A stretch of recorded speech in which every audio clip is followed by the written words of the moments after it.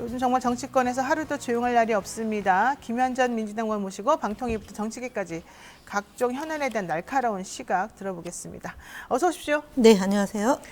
이재명 대표 단식 19일째 만에 결국 여의도 성미병원으로 이송이 됐다고 합니다. 네. 이 상황에 대해서 조금 구체적으로 설명을 좀 부탁드릴까요? 저도 뭐 속보로 지금 봤는데요. 네. 그리고 다른 방송에서 정청래 최고가 현장 상황을 설명하는 걸 들었는데 의식이 거의 없는 상태에서 이송이 됐다. 그리고 이제 최고위원들이 이제 그 병원으로 함께 가고 있다. 이렇게 설명이 되는 것 같습니다. 그러니까 토요일부터 거의 방문하는 분들을 못 만난 상태고, 좀 크게. 예, 못 만난 상태고 네. 어제도 거의 누워만 계셨던 것 네, 같아요. 네. 그리고 오늘은 도저히 안 돼서 병원으로 이송했는데, 이송한 후에 뭐 다시 안정이 되면 단식을 할 수도 있다라는 그런 얘기가 나오고 있습니다. 네.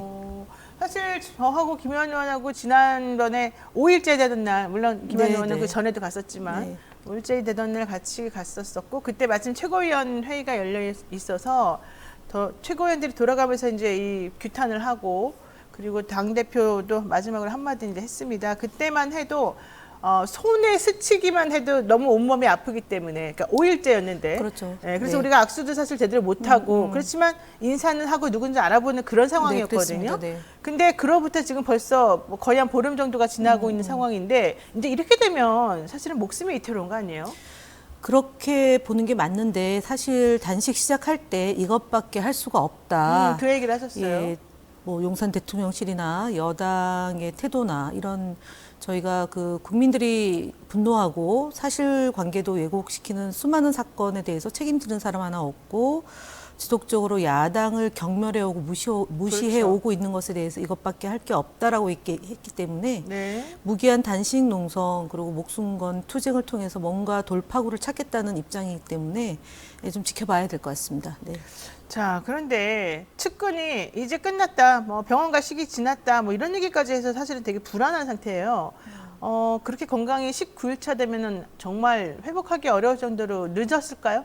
그렇죠. 왜냐하면 보통의 경우는 이제 이제 종교인들이 단식을 할 경우는 그냥 앉아서 기도하면서 이제 단식을 하는 거잖아요. 근데 대표님 단식은 여느 단식하고 좀 다르게 촛불 집회에 문화제 할 때도 계속 참석을 했었고. 계속 참석을 해야 본인이 예. 그냥 가만히 있는 게 아니라.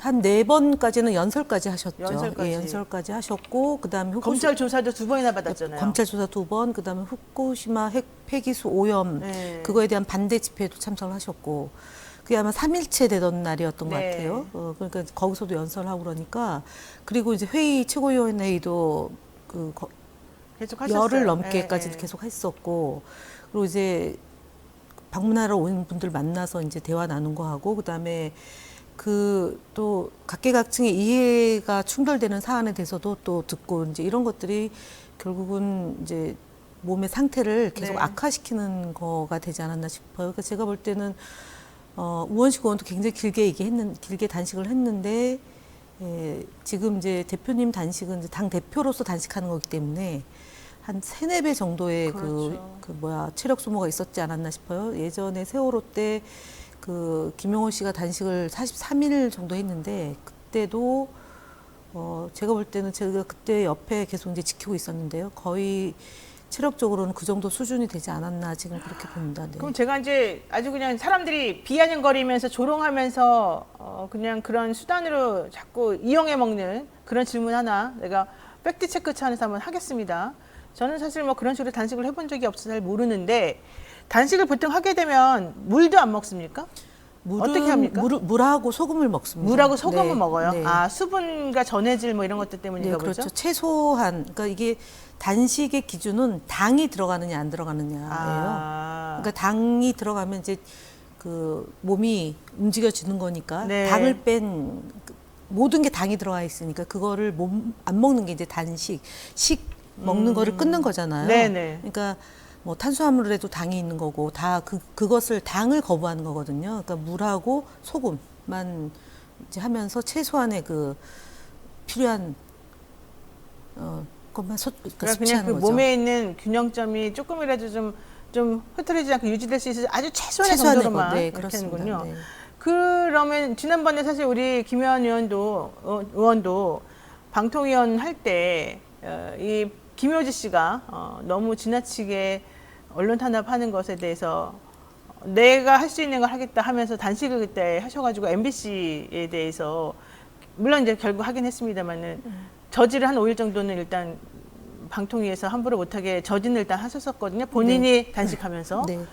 그때 당시에 사람들이 이제 물어보는 거예요. 단식을 도대체 왜 하냐? 그 효과가 있다고 생각해서 하느냐? 왜냐하면 지금 김현 의원도 했는데 결국에는 끝나고 나니까 약속해놓고 끝나고 나니까는 또 하잖아요. 그러니까 좀 늦추는 효과밖에 없는 거 아니냐 이런 얘기 하거든요. 최소한의 늦추는 효과만이라도 봐야 되는 거다. 그러니까 무도하고 그다음에 군사 작전 펼치듯이 방송 장악을 무모하게 하는데 말로 해도 안 되는 거지 않습니까? 그러면 제가 가지고 있는 마지막 수단이 일단은 단식을 통해서 여론화시키는 거죠. 첫 번째로는 네. 내가 지금 이 시기에 왜 단식을 하는지를 국민들에게 알리는 거죠. 그러니까 평범한 상황에서 그냥 회의를 하면 외면하면 모르는 거거든요. 그러니까 그래서 알리는 게 하나가 있고 두 번째는 적어도 인간이라면 네. 저 사람이 왜 저런 식으로 하지? 그렇죠. 라고 바로 상대방이 그거죠. 관심을 갖는 거거든요. 지금 용산에서 네. 누가 단식을 하라 그랬냐라는 맞아요. 말로 하고 그다음에 네. 해외에 가는 대통령을 도와주지 못할 망정 이렇게 얘기를 하는데 그러니까 모든 세계관의 중심이 대통령과 부인에 맞춰져 있는 거죠. 국민이지 않습니까? 대한민국은 네. 민주공화국이고 모든 권력은 국민으로부터 나오고 국민의 생명 안전을 보호해야 될 대통령이 네. 대통령을 국민들로부터 보호를 받겠다라는 그런 적반하장의 태도가 나오는 거거든요. 그렇죠. 그러니까 단식이라는 것은 기본적으로 할 수 없는 최후의 수단으로 내 몸을 걸고 내 생명을 걸고 싸우겠다라는 결연한 의지에서 나오는 거지. 지금 용산의 그런 태도나 아니면은 방탄 프레임이라든가요? 여당 네. 대표의 그런 것 때문에 지금 상황이 그 전국 자체가 꼬여 있다. 실타래를 풀지 못하고 있다. 그런 관점과 말과 행동 때문에. 예. 그러니까 우리가 보기에는 야당의 제일 의석수가 많은 당의 대표이기도 하니까 할 게 많은 것처럼 보이지만 현실적으로 이번 정부처럼 대하게 되면 아무것도 할 수 없는 상황이죠. 그렇죠. 네, 그렇기 법 위에 때문에 군림하잖아요. 네. 그렇기 때문에 할 수 없다. 내가 할 수 있는 걸 다 그동안 한 1년 반 정도 기다리면서 해봤지만 안 되니까 최우선으로 하는 거다. 네. 이제 이런 각오로 지금 야당 대표가 여기 임했다는 건데 이런 조롱도 있었어요. 물론 김기현 대표를 비롯한 뭐 여당에 뭐 먹는 거 가지고 조롱하는 것도 있지만 또 하나는 뭐 잠자러 들어가냐? 니네 집에 들어가가지고 먹으면서 나중에 안 먹은 척하고 거짓말하는 거 아니냐? 뭐 이런 얘기까지 하더라고요. 실제 그건 뭡니까? 일단은 의사가 계속 이제 현장에 상주하고 맥박이나 있군요. 혈압이나 네. 이런 것들을 다 이제 체크를 했는데요. 앞서 말씀드렸잖아요. 당이 들어가는 거거든요. 지금 얘기했던 음식물이 들어간다거나 아니면 모종에 몰래 뭘 할 수 있다라고 얘기하는 건 체크가 됩니다. 몸에. 네. 체크가 돼요. 예, 그렇습니다. 그렇기 때문에 공개적으로 있었고 그다음에 이제 잠을 당 대표실에서 주무셨던 거잖아요. 왜냐하면 처음에는 이제 바깥에서 단식하는 장소에서 세기도 하셨었나요? 아니요, 처음부터 이제 안으로 처음부터 들어갔는데 들어가서? 왜냐하면 그 곳에 계시게 되면 경호 인력이 굉장히 이제 위험하군요. 바깥에 배치가 돼야 되기 때문에 네. 안으로 들어갔던 거고요. 그 다음에 두 번째로는 밖에 있을 때는 이제 그 유튜브로 생중계를 계속 했었지 않습니까? 그렇기 때문에 지금 의심하는 그런 일은 사실은 그 상상을 한번 해보십시오. 당대표가 다른 어떤 뭐를 했다 그러면은 나중에 다 그럼요. 드러나는 건데 네. 그렇게 할 수 있겠습니까? 그러니까 밖에서는 예. 그런데 안에 들어가면 안 보이니까. 아니 안에 들어가도 마찬가지인 거죠. 마찬가지예요? 다 체크가 되니까 제가 말씀드린 저도 5일 동안 단식할 때 물과 소금으로 했는데 우리 그 이제 공직사에서 제가 최초로 단식을 하는 거지 않습니까? 그렇죠. 그러면은 쓰레기통에 뭐가 나오는 것까지 다 누군가는 확인할 수도 있는 거예요. 맞아요, 네, 맞아요. 그렇기 때문에 쓰레기통 뒤져요. 네, 그 뭐 기본 아니에요. 그러니까 지금 어차피 야당 대표가 물고기 속에, 그러니까 어항 속에 물고기처럼 다 노출이 돼 있고 그런 상황에서 뭐라도 조그만 거라도 있다면 당연히 그거는 체크가 된다고 보기 네. 때문에 네, 상상하지 않으셨으면 좋겠습니다. 알겠습니다. 자, 고민정 최고위원이 이렇게 말했습니다. 여전히 제1야당 대표의 단식이 계속되는데 정작 대통령실은 비아냥되거나 무반응으로 일관하고 있다. 기존의 단식 사례를 봤을 때 이거는 금도를 넘어선 사람들이다. 게다가 뭐 대통령실만 그런 게 아니고요. 김기현 대표, 당대표라는 사람이 정말 처음에 그 말한 것 듣고 깜짝 놀랐는데 그게 정치적으로 정말 정치 오래 하셨으니까 정치적으로는 정말 예의가 아니지 않습니까? 저는 아무리 이제 소통하는 방식이 온라인과 이제 오프라인으로 같이 이제 병행하고 한다고 하지만 네. SNS를 통해서 뭐 대화를 나누자라고 2차례 정도 올렸다고 합니다. 그렇죠. 야, 정말 제가 이 정부는 매를 버는구나. 지금 아무리 검찰 권력이 강하고 네. 언론의 그 동조하에서 검언 유착이 된 상태에서 정권을 유지한다 하더라도 언젠가는 그 진실이 백일하에 드러나는데 김기현 대표가 그래도 오랫동안 그분도 뭐 시장도 하시고 원내대표도 하고 당대표도 했는데 네. 물론 뭐 그 용산의 지침대로 움직일 수밖에 없는 그런 한계에 놓여 있다 하더라도 약간의 네. 재량은 있는 거거든요. 제가 아까 단식 얘기를 했지만 그 방통위가 용산 부속실로 전락하면서 그러니까요. 텔레비전 수신료 뭐 그리고 막 밀어붙일 때도 제가 단식에 들어갔을 때 네. 김효재 직무대행이 5일째 되던 날 와서 단식을 중단해 줄 것을 요구했고 그리고 제 요구를 수용해서 일단은 좀 그 늦춰진 감이 없잖아 있는데 그렇게 하는 거예요. 그게 인간의 도리이고 그 공당의 대표로서 또 대표가 단식할 때는 그렇게 정성을 보여야 되는 거거든요. 그렇죠. 저희 민주당에서 당시 야당 대표가 단식을 한다거나 뭐 원내대표가 단식을 한다 그러면 처음부터 가서 인사를 하고 건강을 상하지 않도록 그렇게 얘기를 하고 풀 수 있는 방도를 찾아내는데 이번의 경우는 저는 하지하책을 쓰고 있다. 네. 예, 최악의 스스로 잔멸의 길로 가고 있다 이렇게 봅니다. 네. 자, 이제 방통위 얘기 좀 나왔으니까 그 얘기로 한번 넘어가 보죠. 일단 이재명 대표 현재 상황은 여의도 성모병원으로 지금 이송이 되어서 의료진들로부터 체크를 지금 받고 상황을 좀 살펴보고 있는 중이라고 합니다. 그 내용적으로 어떤 상태인지에 대해서는 아직까지 나와 있는 건 없으니까 저희들이 소식 들어오는 대로 다시 말씀드리도록 하겠습니다. 일단 그 소식 들어오기 전에 얘기를 나눠보는 건데요. 검찰이 지금 방통위원장이 지금 바뀌면서 검찰의 행동이 너무 빨라지고 너무 예상대로 그냥 착착착착착 진행이 되고 있습니다. 특히 정권의 비판적인 목소리를 내왔던 그런 매체들을 중심으로 해서 뉴스타파와 JTBC 뭐 이런 곳을 향해서 압수수색까지 지금 벌어지고 있고 가짜뉴스를 양산하면서 대선에서 니네가 일부러 한 거지 이렇게 말하고 있잖아요. 근데 제가 궁금한 건 이거예요. 정말로 이게 가짜뉴스였고 말도 안 되는 거였으면 대선 당시 벌써 이거 1년 반 된 거 아닙니까? 게다가 JTBC에서 나온 남욱의 인터뷰 같은 경우는 그보다 훨씬 더 전의 일이에요. 거의 2년 전 일이에요. 뉴스타파 얘기는 작년 3월 10일부터 한 3일 정도 전에 일어났던 일이고 그러면 지금부터 따져도 짧게는 1년 반, 길게는 2년이 된 얘기인데 그럼 그동안에 문제 제기를 하고 그동안에 뭐가 문제인지 확인했었어야지. 그동안 가만히 있다가 방통위원장이 바뀌고 나니까 갑자기 뉴스타파랑 JTBC가 가짜뉴스 퍼뜨렸다. 이거는 음모다.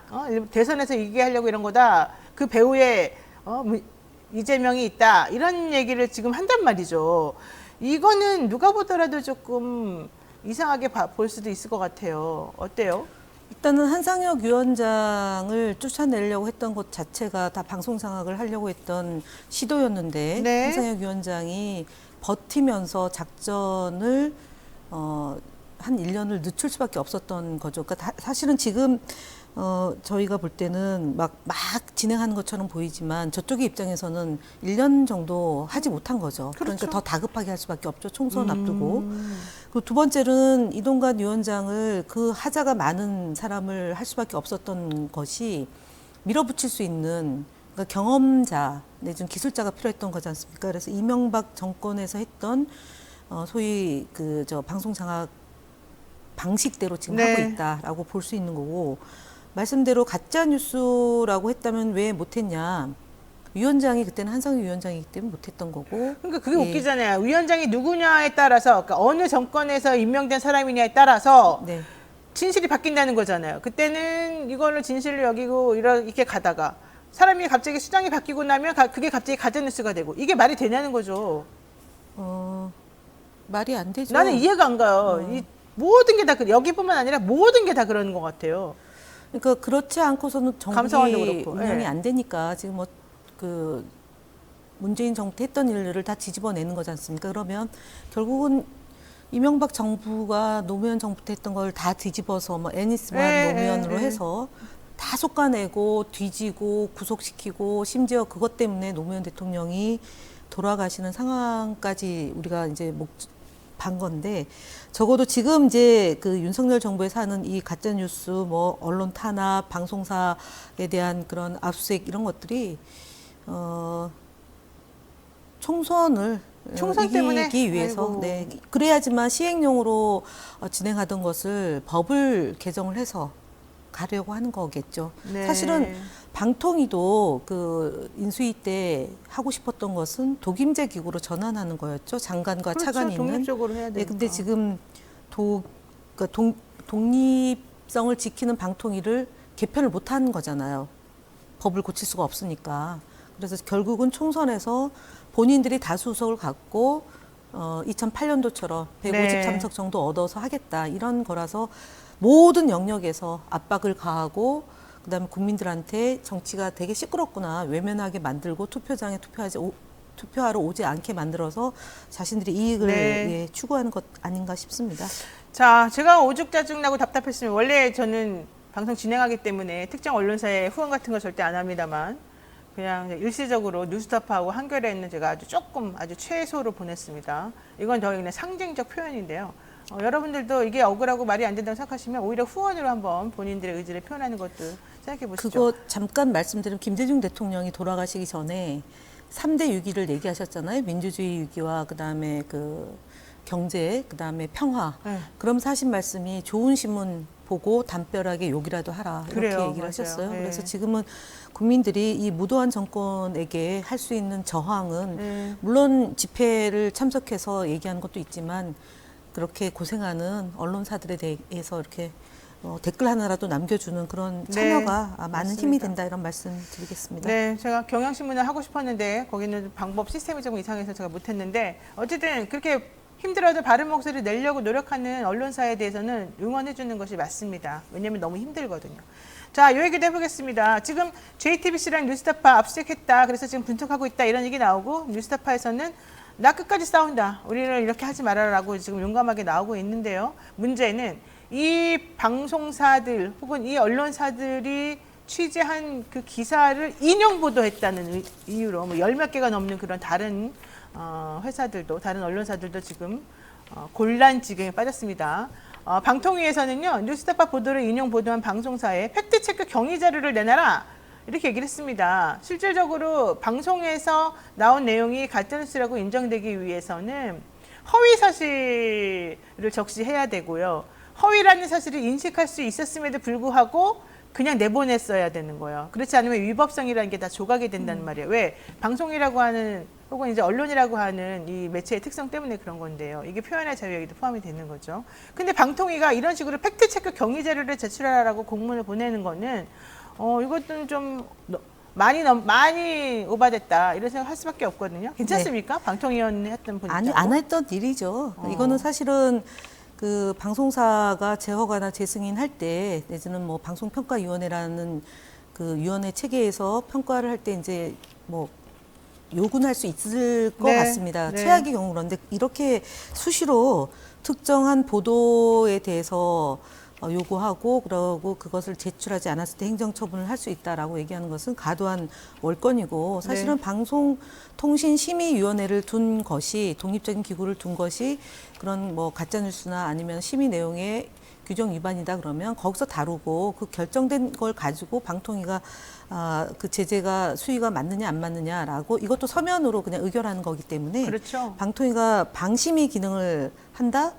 지난번에 정연주 위원장이 얘기했지만 방심위 기능을 방통위가 한다. 예, 그것을 하지 말라고 해서 방송통신위원회를 설치하고 외부의 간섭과 지시가 받지 않은 방심위를 만들었던 게 2008년도거든요. 네, 최수용 맞아요. 위원장 때 만든 건데 지금 그 이전, 그러니까 그 민간기구 준 정부기관으로 있었던 방송위원회 시절로 돌아가서 지금 그 이동관 위원장이 하는데 제가 볼 네. 때는 뭐 지난번에도 말씀드렸지만 탄핵 마일리지를 계속 열심히 쌓아 나가고 계시다. 탄핵 마일리지요? 네. 탄핵이란 말은 위험한 말 아니에요? 이동관 위원장에 대한 탄핵 얘기하는 이동관에 겁니다. 대한 네. 탄핵. 알겠습니다. 난 딴 탄핵인 딴 줄 알았어요. 탄핵, 대통령 탄핵 또 뭐 마일리지 쌓고 있는 거는 뭐 여러 차례 걸쳐서 얘기하신 것 같고. 네. 예.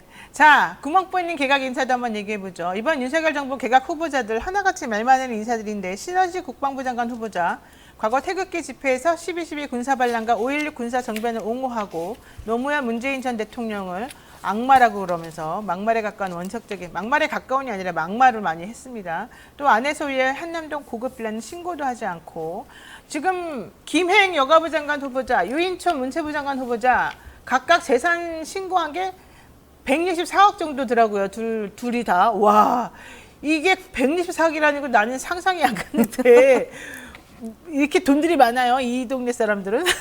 어떻게 된 거예요? 아니 뭐 돈은 많을 수 있죠. 많을 뭐 수 많은 있어요? 걸 가지고 네. 얘기하는 건 근데 아닌데. 이게 불과 몇 년 사이에 팍 늘었던데 다들. 그 예를 들어서 그 누락을 했다, 재산 신고를 하지 않았다 그런 것들이 문제가 되고 또 이제 김행 장관 내정자의 경우는 위크트리 관련한 주식을 네. 뭐 짬짬이로 했다 이제 이런 문제고 그다음에 무도한 발언 그리고 거짓말 이런 것들이 이제 이 정부의 그냥 특허인 것 같습니다. 그럼에도 불구하고 대통령을 임명할 거기 때문에 지금 이런 상황이 초래되는데 앞서 말씀드렸던 것처럼 국가가 국민을 보호하는 게 아니라 국민이 국가를 받들어야 된다라는 그런 왜곡된 인식 안에서 이런 후보자들이 그러니까 제가 볼 때는 막말을 하면 임용을 하니까 앞으로 이런 일이 더 많이 발생할 것 같습니다. 이 정부에서는. 더 많이 발생해요? 네. 그건 너무 우리들에게 희망을 뺏는 얘기 아닙니까? 아니죠. 그 희망이 그러니까 어둠이 짙어질수록 새벽은 오고 있다고 이렇게 잘못된 인사가 네. 켜켜이 쌓이면 그 적폐는 반드시 청산이 된다는 게 역사의 진리로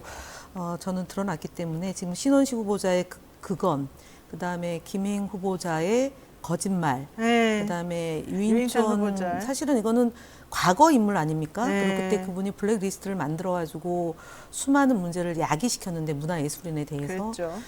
더구나 이제 뭐 아까 김기현 대표가 야당 대표의 단식을 조롱한 것도 있지만 네. 그냥 개인적인 SNS 활동을 가지고 연예인에 대해서 진짜 몰상식한 발언을 뱉어내는 맞아요. 그런 상황이기 때문에 저는 이게 이제 그 장관들 이런 정도가 이 정부의 수준이다. 예. 이런 말을 들으니까 좀 속상한데요. 이 정부의 수준이 이 정도다. 이 장관 후보들의 면면을 보면 그게 바로 대한민국 장관들의 수준이다. 이제 이 얘기인데 김행 여가부 장관 후보자도 참 드라마틱하십니다. 이번이 뭐라고 얘기했냐? 드라마틱하게 엑시트하겠다. 이게 도대체 무슨 말입니까? 장관이 자기 부처에 대해서 내가 드라마틱하게 엑시트하겠다. 이런 발언을 해요. 뭐 무슨 연극 무대도 아니고 여가부 폐지를 위해서 장관이 그냥 뭐 더러운 거 치워주는 사람으로 지금 전락한 거 아니냐 이런 얘기를 안 할 수가 없는 상황이고요. 김건희 여사랑 모른다. 나는 뭐 2번밖에 안 만났다. 이러더니 그게 아니었다는 게 속속 지금 드러나고 있단 말이에요. 본인이 창업한 위키트리가 김 여사가 설립한 코바나 콘텐츠와 행사를 공동 주최하기도 했었었고 이 김 여사의 행사에 2번이나 계속 같이 참석했었던 게 또 나오기도 했고 이랬거든요. 그때 대변인일 때 갔고 그 옆에 조윤선 장관 그때도 조윤선 장관이었는지 그 시기가 2013년도가 있었고 2019년도가 있었는데 조윤선 정무수석이었을 것 같습니다. 그 시기적으로 보면 그리고 그 뒤에 이제 현재 대통령 부인이 이제 모습을 하고 있었는데 사실 저도 2018년도에 그 코바나 콘텐츠에서 그 예술의 전당에서 할 때 갔었거든요. 그래요. 예, 그러니까 시기적으로 보면 2013년도면 여주지청장 가기 전 아닙니까? 윤석열 예, 대통령이 당시. 특수부 검사 시절 갔고 그리고 이제 대변인 정무수석 이럴 때니까 굉장히 활동을 많이 하실 때잖아요. 근데 기억을 못할 리가 없죠. 왜냐하면 그 미술 세계에서 여성이 그렇게 많지 않죠. 그리고 뭐 댓글에도 좋아요도 누르고 여기저기 적극적으로 친분을 쌓는 활동을 했다는 얘기가 있어요. 열심히 활동을 하신 걸로 네. 학력, 경력 뭐 이런 수많은 상황이 그때가 가장 열심히 하셨을 때고 결혼한 지 얼마 안 됐을 때니까 그 친분을 쌓기 위해서 굉장히 노력했었을 시기였을 것 같습니다. 네. 자, 근데 뭐 가면 가는 거고 친분을 싸우면 싸울 수 있는 거죠. 과거에 왜 거짓말을 하냐 이게 이제 핵심인 것 같아요. 김건희 여사를 2번 본 게 전부라며 친분을 부정하던 김행 여가부 장관 후보자. 자신이 언급한 2번 이외에도 김 여사가 참석했던 13년과 15년 전시회 개막식에도 참석했었다. 김 후보가 창업한 위키트리와 김 여사가 설립한 코바나 콘텐츠가 공동 주최 또는 주관했던 전시회였는데 그러면 당연히 서로 만날 수밖에 없고 친분은 있다는 건 확인되는 건데 왜 거짓말을 하느냐. 중요한 요점은 거짓말이다. 이제 이 얘기를 했습니다. 우리는 닉슨 대통령의 예를 생각하지 않을 수가 없어요. 자, 유인천 후보에 대한 얘기도 해봅시다. 유인천 장관이 도대체 문체부 장관 할 때 한 게 정확히 뭡니까? 오로지 블랙리스트 만들어가지고 사람들 괴롭혔다. 이게 사람들의 뇌리 속에 있는 얘기예요. 물론 본인은 아니었다면 나는 관여하지 않았다 하지만 사람들은 의심을 하고 있는 중이거든요. 어쨌든 그런데 그 상황에서 잘 못했다고 해서 쫓겨났는데 지금 12년 지나가지고 다시 돌아왔어요. 무엇을 그동안에 잘했을까요? 무엇이 이 사람이 여기에 와서 꼭 앉아야 되는 인물이라는 판단을 하게 만들었을까요? 대통령에게. 이전에 검찰총장 시절에 그러니까 국회의원이 물어봤잖아요. 어느 정부가 가장 잘했다고 생각하느냐. 제가 알기로는 이철희 정무수석이 네. 그때 당시 법사위 청문회 때, 법사위 때 물어봤던데 MB 정부가 가장 뭐 좋았다라고 얘기를 했고 그다음에 맞아요. MB 정부 때 거를 수사를 했잖아요. 박근혜 정부 때 것도 수사했는데 수사하면서 가장 만족스러운 게 아마 MB 정부 때 그런 그 대통령을 보좌했던 기능들이었던 것 같고 네. 그럼 해본 사람이 잘하는 거 아니냐라는 그런 인식 속에서 나오는 것 같고 그다음에 인물난이 그만큼 심각하다. 그러니까 검사들이 잘할 수 있는 영역이 있고 또 그 외의 영역은 이명박 정부 때 일했던 사람들이지 않느냐라는 그런 판단인데 제가 볼 때는 둘러싸인 것 같습니다. 이명박 정부 사람들을 MB 사람들로 네. 둘러싸여 있다. 네. 알겠습니다. 치킨님께서 후원해 주시면서 이재명 대표님 정말 안쓰럽습니다. 이렇게 얘기해 주는데 아유 안타까워하는 마음이 저한테까지 지금 전해지고 있습니다. 자 마지막으로 이 얘기 하나만 하고 우리 김현 의원님하고는 정리해야 될 것 같은데요. 지난 금요일 진교훈 민주당 후보가 강서구청장 후보죠. 민주당 후보가 저희 방송에 이제 출연을 했었어요. 그때까지는 확정이 안 됐었는데 여당 측의 강서구청장 후보로 김태우 씨가 결국 물론 경선이라고 한 형식적인 절차는 거쳤지만 확정이 됐습니다. 수많은 사람들이 이거는 그냥 형식적으로 하는 것뿐이다라고 이제 정말 그 말이 맞았거든요. 자, 본인이 이 사태를 만들어 놓고 본인이 갑자기 다시 화려하게 부활해가지고 본인이 여기에 다시 돌아왔다? 이게 지금 대법원에서 확정 판결 난 지 3개월밖에 안 된 상황에서 이 정부가 사면 복권을 해줬기 때문이거든요. 여기에 대해서 김태우 씨 얘기는 조국이 유죄면 나는 무죄다. 나는 그때 공익제보자로서의 역할을 충실했는데 대법원 판결이 잘못된 거다. 이제 이런 얘기를 합니다. 근데 여당이 보수적인 성향을 가지고 보수적인 시각을 가진 사람들이라고 주장하는 사람들이 대법원 판결을 부정하는 그런 발언을 막 할 수 있어요. 대통령부터 부정을 했잖아요. 그래요? 그다음에 한동훈 장관은 법을 부정하고 시행령으로 가고 있고 그래서 앞서 얘기했던 것처럼 과격한 발언을 하거나 아니면은 뭐 문재인 대통령에 대해서 내지는 좀 합리적인 얘기를 안 하는 사람 중심으로 지금 이제 임명을 하고 있기 때문에 저는 뭐 지금 김태우 구청장을 확정시켜서 가는 것도 뭐 이상하진 않다. 지금 이상하지 않아요. 정부가 네. 워낙 이상하기 때문에 그 결을 같이 한다고 보는데요. 40억을 그 국고를 손실했는데 그 사람을 3개월 만에 다시 내보낸다. 그러니까요. 이런 무도한 정권이다라는 점을 말씀을 드리고 기본적으로 생각이 없는 것 같습니다. 예. 생각이 없어요. 자, 일각에서는 검사와 경찰의 대결이다. 이런 얘기를 펼치고 있는데 자, 한번 지켜봐야 될 것 같고요. 만약에 이번에 김태우 씨가 이기면 윤석열 대통령이 그동안 했던 모든 것이 다 정당화됩니다. 인사, 이렇게 대통령의 특별 사면권을 이렇게 막 함부로 사용하는 거, 직권남용했다는 의심받는 그런 부분, 모든 것들이 다 대통령이 잘했네. 이거 국민들이 이렇게 오케이 해줬잖아. 이런 뜻밖에 안 될 것 같아요. 한번 지켜보도록 하겠습니다. 자, 오늘 말씀 여기까지 듣겠네요. 고맙습니다. 네.